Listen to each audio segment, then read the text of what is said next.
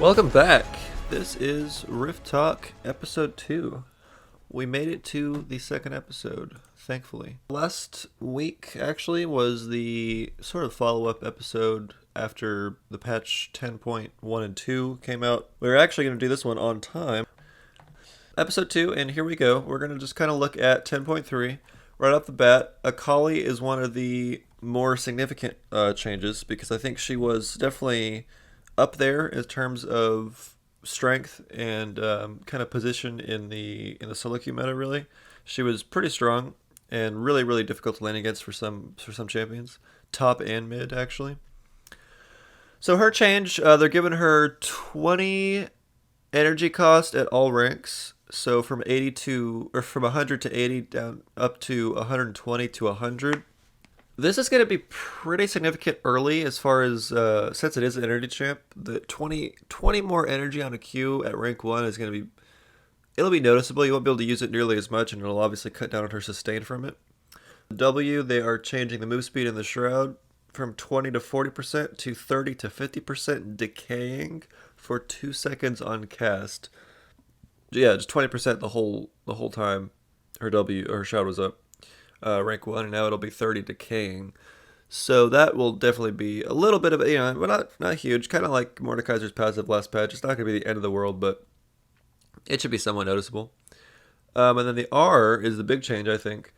So the first cast of the R, instead of being in a direction, like a skill shot, it'll actually have to be targeted on enemy champions. So that, I think, is the biggest thing out of all of these, is that her R is now a targeted ability.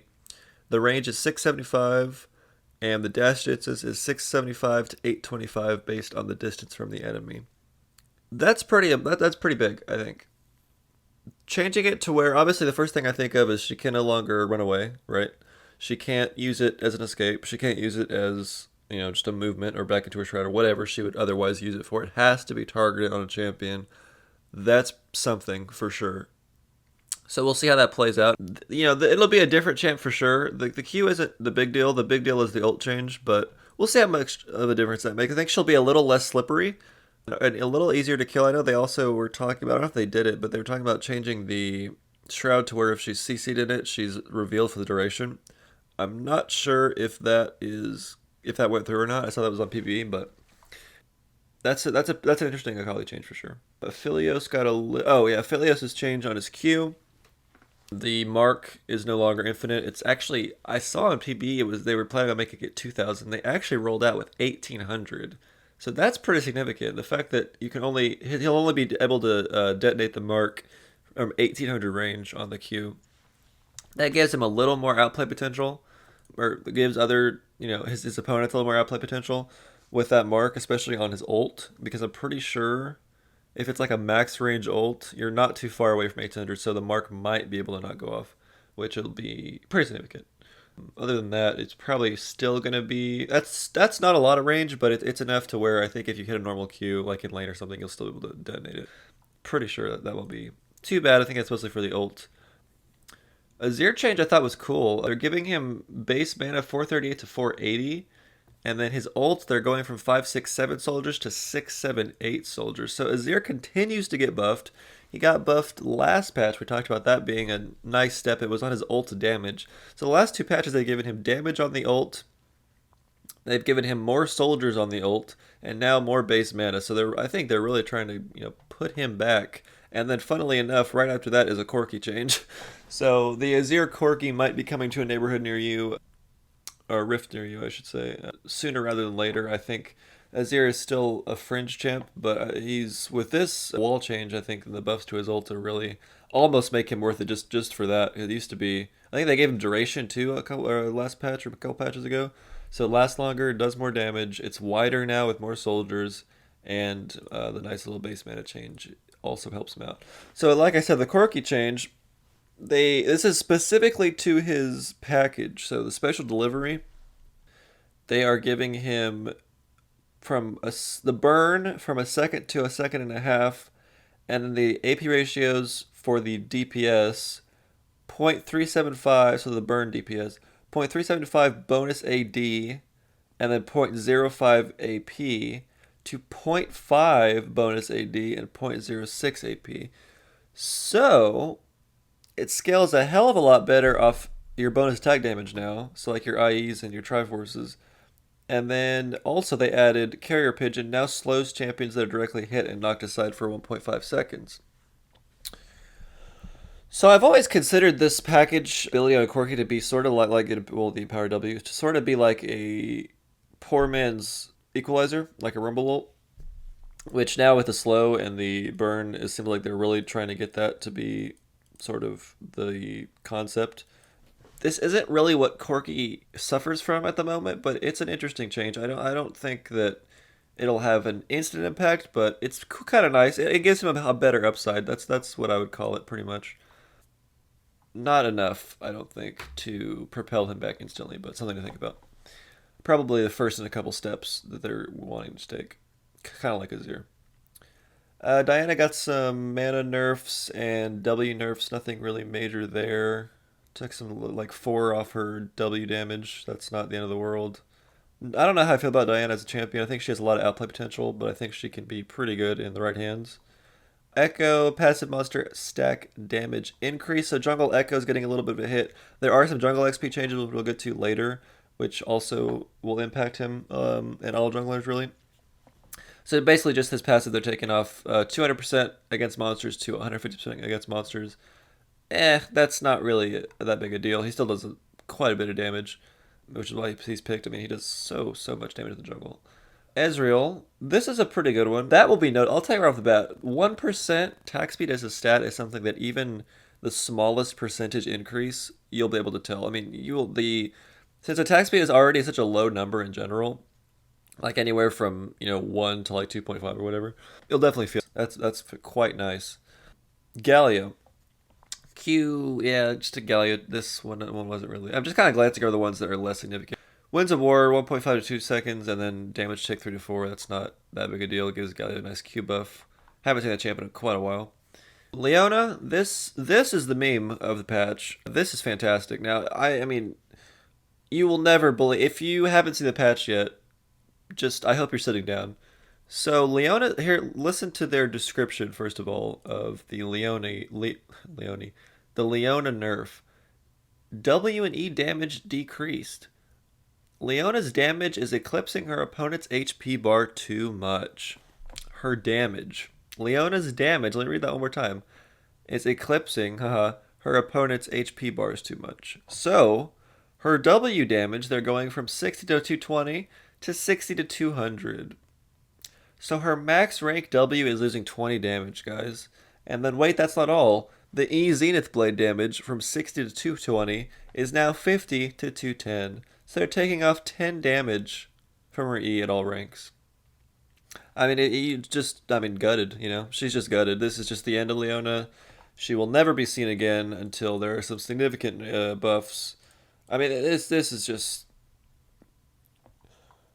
The fact that they even changed the W, but not, like, okay, anybody that's played a League of Legends game in the past probably month and a half, maybe not that long, maybe that, like this season, we'll just say this season, knows what's wrong with Leona. Leona is impossible to kill.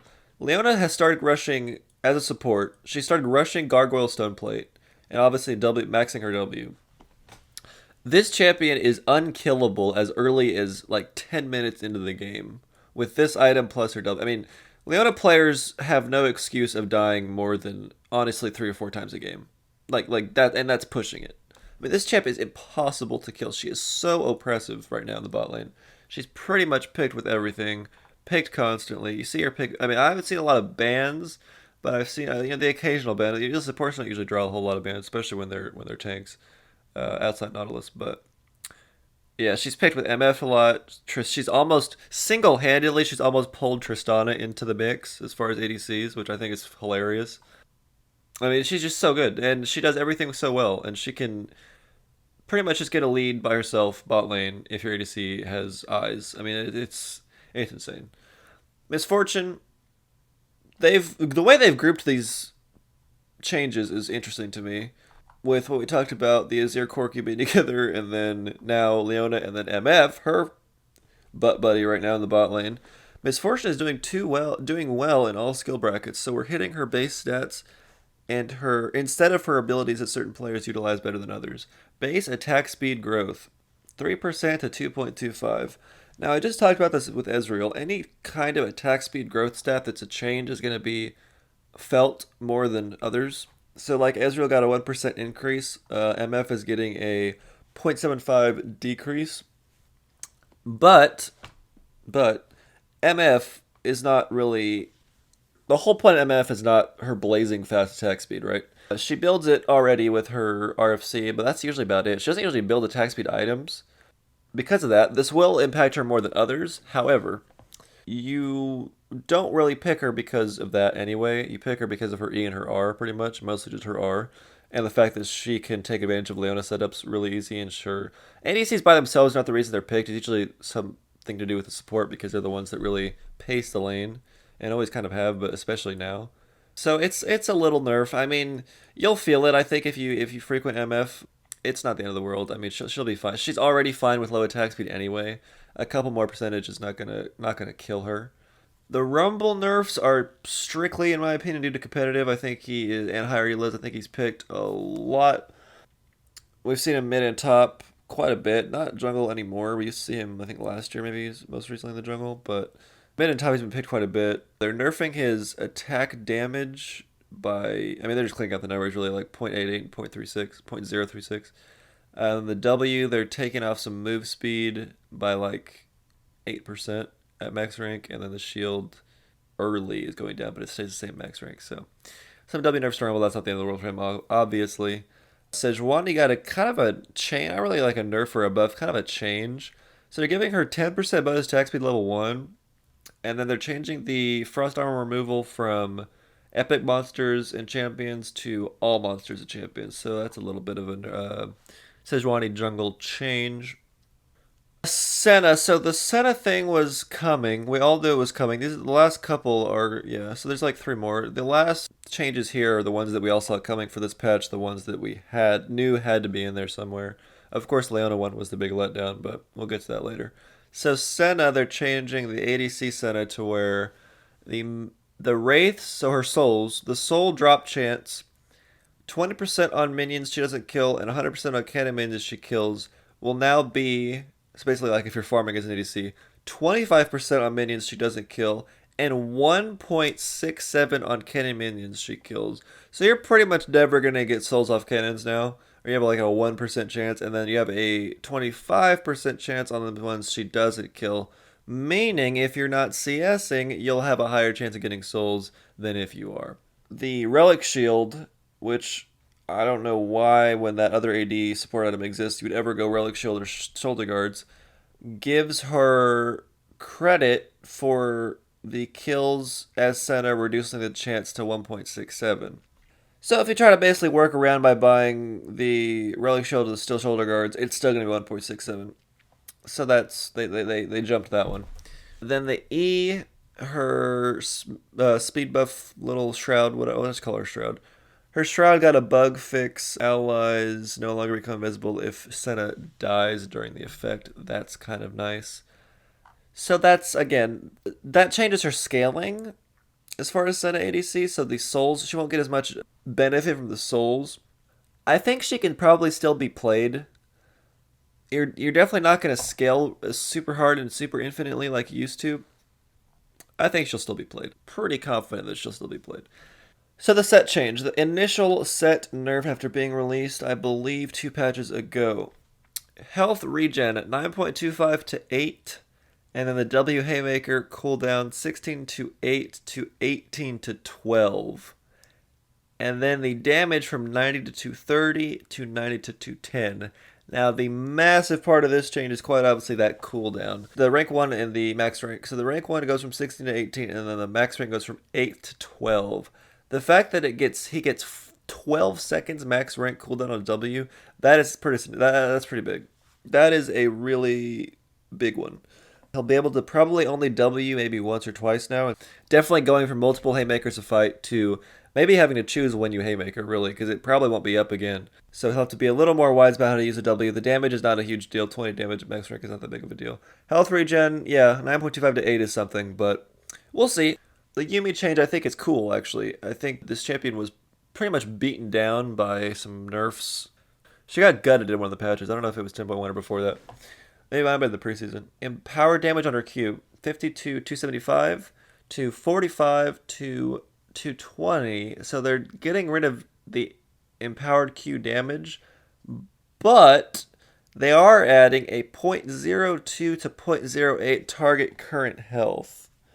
And then they're changing the cost, which I think is the big thing, from 95 to 110 to 90 at all ranks.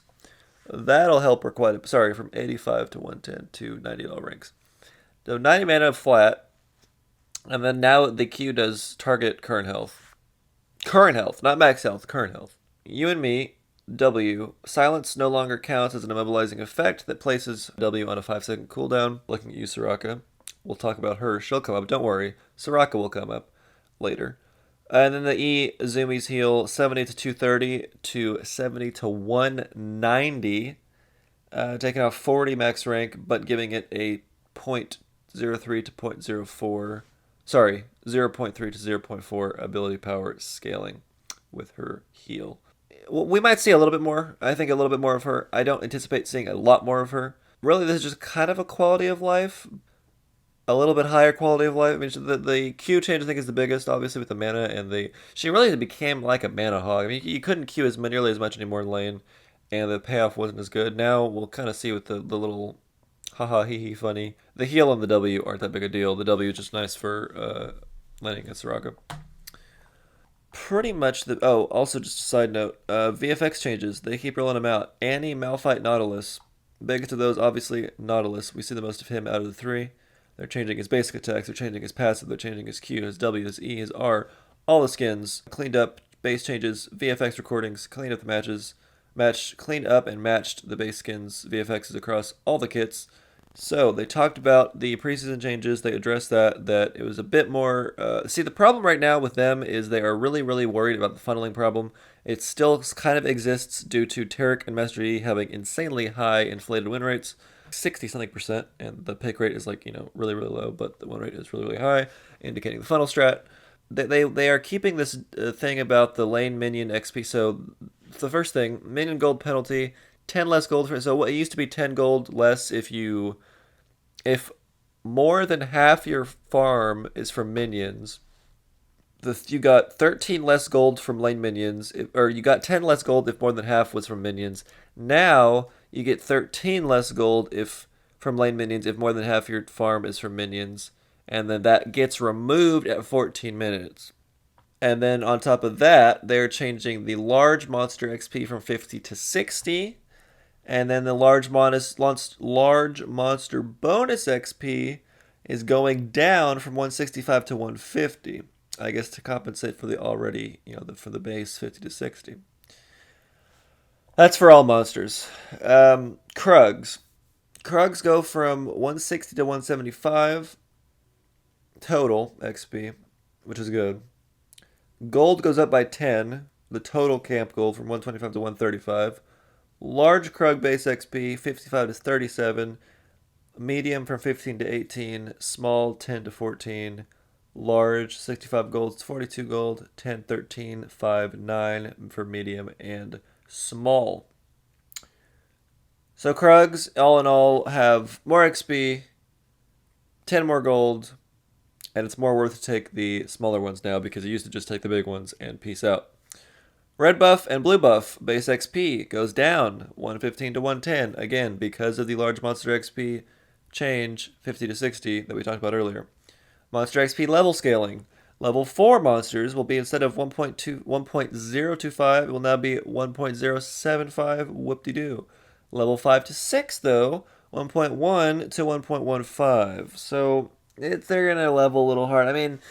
This is underwhelming, in my opinion. I'm not a follower of the jungle XP and all the math and stuff. It looks like it gives more XP, obviously, and a little more gold. That's pretty negligible. From what I get from this, they want the smaller Krugs to be worth more, so to clear the whole camp. Obviously, it's going to take a hell of a lot more time, so it's not going to be as efficient, because of the large. So the flat XP from 50 to 60 is a big thing because it affects all, the whole jungle, and then the scaling is a little bit different, a little bit better. We'll see. We'll see how much of an impact you might get a level at the end of the day because of this. I don't know. That's pretty much the whole patch. Bug fixes are lengthy this patch. I will not be going over them. I did browse them. There's nothing massive. I thought one of the hilarious ones was here's someone found this bug, or this bug apparently existed. Yumi no longer gets stuck in her ally Mordekaiser's R when she casts W toward him as he is reviving via Zillion R. So don't worry, guys. When your Yumi will no longer be stuck when your Mord is ulting while she's Wing towards him and he's being revived with Zillion. I would say the big ones this patch are Akali, Ezreal. Biggest buff, I think, is Ezreal. Biggest nerf is Akali and Senna ADC. Set's an honorable mention. Just disappointment from the Leona change. Other than that, I'm pretty satisfied with what they did to Set and Aphelios, which were some of the big ones, as well as Akali. I think they hit the high points really on this patch, which I think was really good. This will have an impact. I think we'll see less Akali. I think we'll see definitely less Akali. I think if you were borderline going to pick her, I think now you'll decide not to. I think that's where we're at. Aphelios, it'll be felt, not a huge deal. Expect to see more Azir than last patch. I think he will continue to see more play. He's already been seeing more play. That will only go up. Corki, not yet, but soon. Or step in the right direction. Ezreal for sure, I think, makes an appearance this patch quite a bit. Ezreal's a big one. I would probably definitely say Ezreal. Senna ADC, we're going to see a whole lot less. I think people will overreact. I think she'll still be fine. She just won't scale as hard. So it kind of takes away from her OP perspective of infinite scaling. But think about it, guys. The champ is the same. It's the same kit. It's the same abilities. She's going to be okay. ADC. Just won't get the upside of her pretty stupid what was infinite scaling. We'll see the same amount of Set. That won't change a whole lot. It has to be better, though. Set will have more outplay potential with the W cooldown changing. A little more Yumi. We'll probably continue to see Sona. The 3 picks to watch. Roll by roll. Let's look at what I had last week. Okay. Starting with top lane. Picks to watch. I will keep Set in there. I think, and here's why. I will keep him in there because I think you'll have to watch him and you'll have to see, does it now matter kind of the way he plays the fights. Before it didn't really matter a whole lot because he was just kind of, I don't know, he was just a really, really, really good champion for a lot of different reasons. Now we'll watch him. We'll watch Set. I think, was he the only top laner in this patch? He might have been. Rumble's not a big deal. That was mostly competitive anyway. Akali. Akali's one that I think you won't see as much. Especially top lane. Yeah, especially top lane. I don't think you'll see her as much. So I'd say Set Akali. And I think we'll throw in Ornn. Ornn hasn't been touched in a while. Ornn is still very, very good. Ornn is very, very, very, very good, I think. I don't think he's picked nearly enough in solo queue, but I think he's really, really good. Soraka top. Oh, there's the big one. The big one that wasn't touched this patch at all was Soraka. Soraka is quickly becoming my least favorite champion. That is a really, really irritating game to play when your enemy team has Soraka. She's been played top. She's been played bottom. She is all over the place right now. I'll take it back. I will swap, what is it, Akali for Soraka. So my 3 picks to watch in top lane, Set, Soraka, and Ornn. Jungle. Echo's going to still be on there. Elise is going to be on there, just like last week. Other than that, I think the only one in this patch was Sejuani, which was kind of just a little passive change. That's not really anything. So I'm going to kind of keep it consistent. Echo to watch because of the passive change. How much that will impact him, I say minimal, although his clear speed will be impacted the most by that. Expect to see a little bit of a slower jungle Echo. I'll keep Elise in there. I've been playing a lot of Elise. I think Elise is quite good right now. And Lee Sin as well. I think the holy trinity to me right now is Echo, Elise, and Lee Sin in the jungle. If you want to put it that way. Outside of that, you can it's still a bit of an open role, right? You can pick a lot of stuff and still be okay. I think early game is more of a focus right now. However, because the way that the jungle camps and XP, you have to be, if you're going to be a jungler right now, you need to have super early game focus because you are not going to be relevant after like 20, 30 minutes. It'll be so far behind XP wise. We'll see how that changes as well. Jungle in general, watch that roll this patch, see how much of a change they did on the XP, especially Krugs. Mid lane, here, I'll move Akali here. So I had her in top, I replaced her with Soraka. Mid lane, look at Akali, look at Azir, and look at, let's see, mid lane. Was there anything here? Galio? Not really. Alright, we'll put in Corki. See if you find any Corkis. I say you'll see a couple. I don't think you'll see a whole lot. I think his W is a pretty cool change, really. They gave him quite a bit of burn on the bonus AD DPS on the W package. That'll have a big... Look out for the packages. We'll put it that way. Let's not put Corki. Let's put Corki's package in the picks to watch. Corki's package, Akali, and Azir for mid lane. ADC. We're keeping the Trinity. However, we're changing it a little bit. This is not to say this is the best champ. I just want to say, look at Aphelios. The new Aphelios, well, not new Aphelios. Aphelios right now, with this change to his Q mark, expect more outplay potential. Again, this champ, it's hard to know what to expect because every time you play, I don't care who you are, every time you play against this champ, unless you one-trick him, you have no idea what is about to come out of him. It's crazy. You play against him and... I don't know. It just seems like, well, I hope he doesn't kill me with whatever gun he has. The Q change is nice, not a huge deal, because again, it's just one of his 4 or 5 guns. I don't even know how many guns he has. The other two, MF, right. So here's my picks to watch. This is not by any means a trinity. This is just the picks to watch. Misfortune, Aphelios, and Ezreal, the 3 ADCs in. Wait, hold on. Scratch that. Misfortune, Ezreal, Senna. Yeah, these were big parts of this patch. MF got the slight attack speed decrease. I don't believe that'll affect her too bad. Ezreal got a pretty significant, in my opinion, 1% attack growth as well as 8 flat mana growth buff. Expect more Ezreals. Senna, she got the gut as far as I'm concerned in the ADC role. That of the patch, this one would be the only one I think you consider a gut. She's hardly going to get souls now as ADC. We'll see how that affects her. I don't think it will unless games get late. And again, in this meta, games are not getting late. Expect to continue to see Senna. Yeah, that's it. MF, Ezreal, Senna. Picks to watch, bot lane. Support. Leona, number 1. Still going to be number 1. The nerfs were a joke, a complete joke. Number 2, Nautilus. He got a VFX change. That's pretty cool. I want to see that. I think it'll be cool.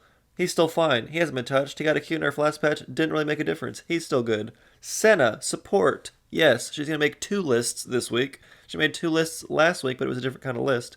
This week, Senna support. She's going to be better than Senna ADC probably, although maybe not because, like I said, the way that it is right now, the scaling, she honestly, support Senna, since you're not farming, probably gets more souls than ADC Senna right now, by far. So that, and you're building difference, so it's a compensation. Last thing, my prediction last week, Blitzcrank, we'll start seeing more Blitzcrank, remember? That was literally in the title of the video. Blitzcrank has seen an incredible increase in play. I have seen so many Blitzcranks. Why? Set, Karma. We've seen a lot more Set and Karma, and I didn't think we'd see as much Karma as I've seen. I've seen a lot of Karma, and I've seen her mid, and I've seen her top, and I've seen her support. And she's done okay. She hasn't been overwhelming, but she's done okay. But with the presence of Blitzcrank, and I think he'll still be picked. He wasn't in this patch. I don't think he'll continue to be in any patches. He's good right now. He's even seen some competitive play. I think Blitzcrank will continue to be seen. I'm not going to put it on my list, but last week, I'm just telling you, what did I say? Look for Blitzcrank, and by God, we have seen him in the forefront. So that will be about it for episode 2. This was 10.3 patch review on Rift Talk. That was it. That was episode 2. We'll see you in 10.4 whenever that may be. And as always, thanks for tuning in.